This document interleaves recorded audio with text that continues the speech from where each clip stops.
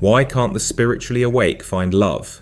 The answer isn't that your heart is cold, it's that you've stopped calling illusion by that name. Carl Jung called this the price of consciousness. When we understand ourselves, we are alone in a foreign land. This is what he meant when he said awareness separates you.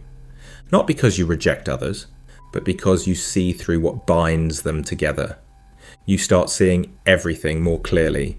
The lies you once lived by, the illusions you once called love, the faces you once believed were yours to keep, they all begin to dissolve, quietly, painfully, inevitably, and then it hits you. You're awake, but you've never felt so alone. You walk through the same world, but everything looks different now. You can't unsee what consciousness has shown you. You can't go back to pretending that what most people call love is anything more than a trade between two hungry souls, each terrified of their own emptiness. And so the paradox emerges: the more spiritually awake you become, the harder it seems to love. Not because your heart has grown cold, but because you can no longer confuse attachment with affection, need with devotion, illusion with intimacy. This is the quiet loneliness of consciousness, the place Jung called the threshold of individuation, where love stops being a dream and starts demanding truth. And that demand reveals a painful fact. Most people never truly fall in love. They fall into projection. Jung said it with brutal simplicity. When a man falls in love with a woman, it is often the anima within him that he loves through her. What he meant was that we rarely meet another person. We meet our own unconscious reflected back at us, dressed in the body and voice of someone else. In the beginning, it feels like magic. You look at them and feel something ancient move inside you. It's as if you've known them before, as if your souls remember, but what you're really remembering is yourself, the forgotten parts of you, projected outward so that you can love them safely at a distance. That's why infatuation feels like revelation. It's your unconscious saying, "Here, look, this is what you've lost." But the spiritually awake, they begin to see this process. They start noticing the pattern beneath the passion, the way desire mirrors their own incompleteness. And once you see the mechanism, the spell breaks. You stop being mesmerized by the other person. You start recognizing your own reflection in them. And suddenly, the game loses its mystery. That's why awakening feels so isolating. Because you can no longer play love's old game of make-believe. You know that what most people call love is often fear in disguise. Fear of being alone. Fear of one's own depths. Fear of facing the empty spaces we've filled with other people. And yet, you still crave connection, but not the kind that feeds your illusion. You want something real, something that doesn't disappear when the fantasy ends. You want to love without losing yourself, but in a world built on projection, that desire already makes you an outsider. Jung wrote in one of his letters, "People will do anything, no matter how absurd, to avoid facing their own souls." And nowhere is that more evident than in love. There comes a moment when the image breaks, when the person you once adored no longer glows with divine light, when you start to see the human being behind your own projection, and it hurts. This is what Jung called the withdrawal of projections. He said, the projection of the anima or animus is a bridge to the unconscious, but it must one day be taken back. When that bridge collapses, it feels like love has died. But what has really died is the illusion that someone else could carry your soul for you. At first it feels like loss. You miss the intoxication, the dream, the feeling of being possessed by something larger than yourself. But slowly you realize that what you're mourning was never truly them. You were in love with your own depth, your own hidden possibility, your own unlived life. They were simply the mirror that made it visible. The spiritually awake experience this collapse more vividly than anyone, because awareness magnifies everything: beauty, pain, clarity, emptiness. You no longer have the luxury of delusion. You can't pretend that passion equals purpose. or that chemistry equals connection. And so, when the projection fades, there's silence, a strange stillness where the fever once lived. It's like waking from a beautiful dream and realizing you were the dreamer all along. Most people run from this stage. They jump into new relationships, new distractions, anything to avoid that hollow quiet. But the awakened, they linger there. They feel the ache. They study it. They understand that something sacred is happening. Jung once wrote, "To confront a person with his shadow is to show him his own light." And that's what the end of projection does. It forces you to meet your shadow, to see the darkness you once disowned, and the light you once outsourced. It's painful, yes, but it's the beginning of real love, because only when you stop seeking your reflection in another can you finally see them as they truly are. There's a kind of love that doesn't need another person to exist, a love that begins the moment you stop searching outward and turn inward. Jung called this the conjunctio, the sacred inner marriage, the union of the conscious and unconscious, the meeting of opposites within the soul, masculine and feminine, light and shadow, known and unknown.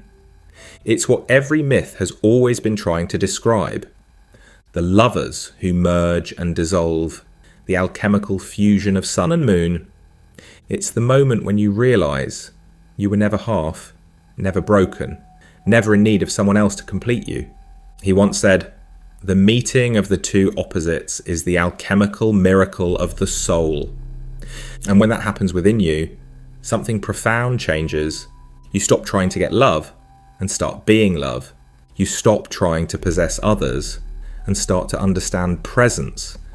But this is also where the loneliness deepens, because the world doesn't recognise this kind of wholeness.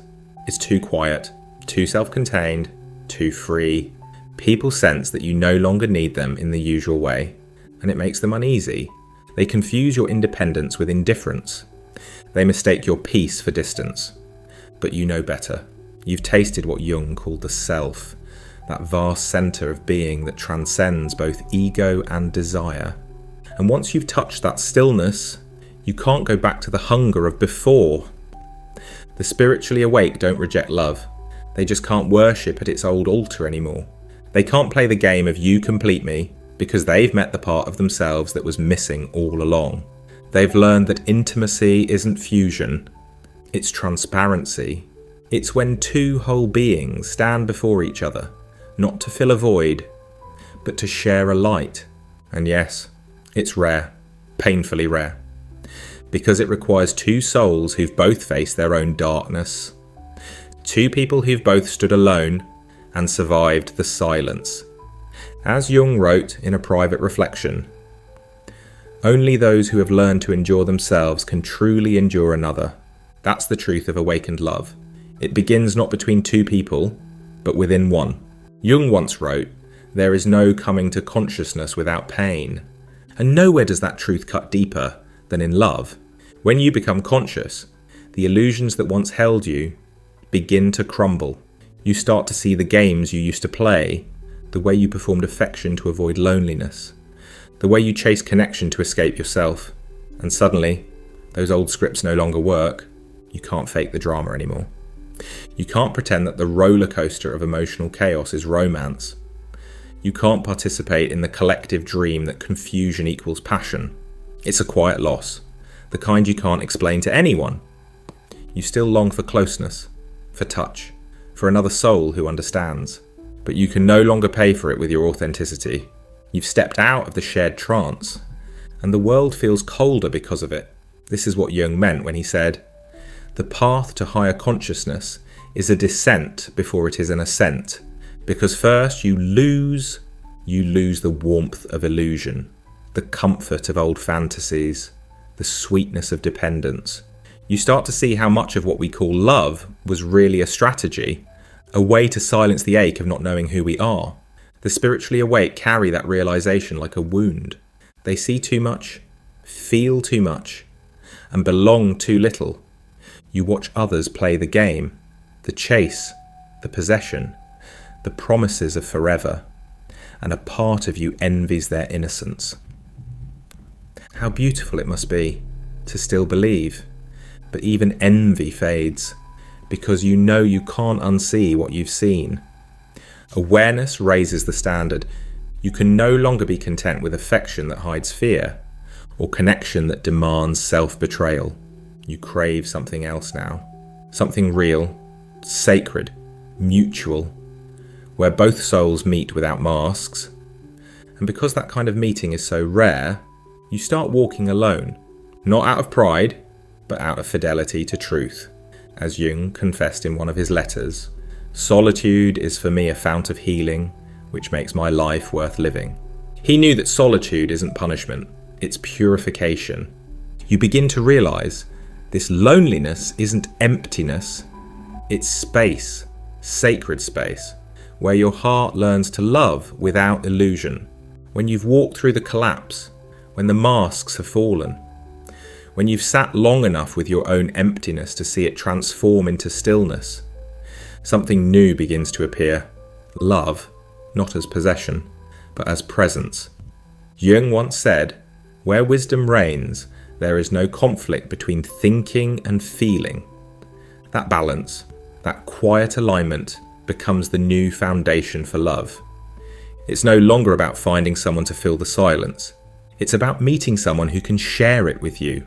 Two awake souls, not trading comfort, but sharing consciousness, not seeking to merge, but to mirror clearly, honestly, gently. This is love after awakening. It has nothing to prove, nothing to earn. It's not the fever of obsession, but the calm of recognition. You no longer fall in love. You stand in it with open eyes.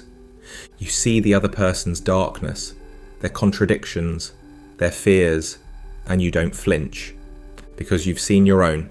You don't demand perfection, you seek integration. You don't look for salvation, you offer companionship in the mystery. This love doesn't cage, it expands.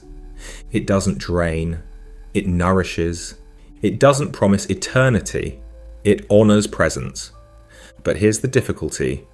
Such love is rare because it requires two people who are already whole. Two individuals who no longer use love to escape themselves. And that kind of wholeness is uncommon. You might wait years, decades, maybe a lifetime, meeting beautiful souls who almost understand, but not quite, feeling connection that glows for a while, then fades into distance. And yet, you keep your heart open. Not because you're desperate, but because you're free. You no longer chase, you allow, you no longer cling, you witness. Jung wrote, "The most terrifying thing is to accept oneself completely. And when you've done that, you become capable of a love that's no longer bound by fear. You stop trying to control outcomes. You stop measuring worth by whether someone stays, because love, in its truest form, isn't about possession. It's about participation in being. Two souls walking side by side, not to complete each other, but to remember, together, that they were whole all along. It's quieter, slower, deeper. It feels less like a storm and more like a sunrise. And though it may never come in the way you once imagined, when it does, it feels like recognition, not discovery, like meeting someone you've known in silence for a very long time. So maybe the truth isn't that the spiritually awake can't find love. Maybe it's that they've stopped confusing love with the need to be rescued. They've seen too deeply into the nature of the human heart. They know that real connection doesn't begin with longing. It begins with understanding. And understanding is a lonely road. Jung once said, "People will do anything, no matter how absurd, to avoid facing their own soul." But awakening leaves you no choice. You've looked within, and now everything outside must meet that same depth. That's the price of awareness. You lose the comfort of illusion, but you gain the ability to love with eyes open. And yes, it can feel like exile, like being the only one awake in a world still dreaming. But even in that solitude, something extraordinary happens.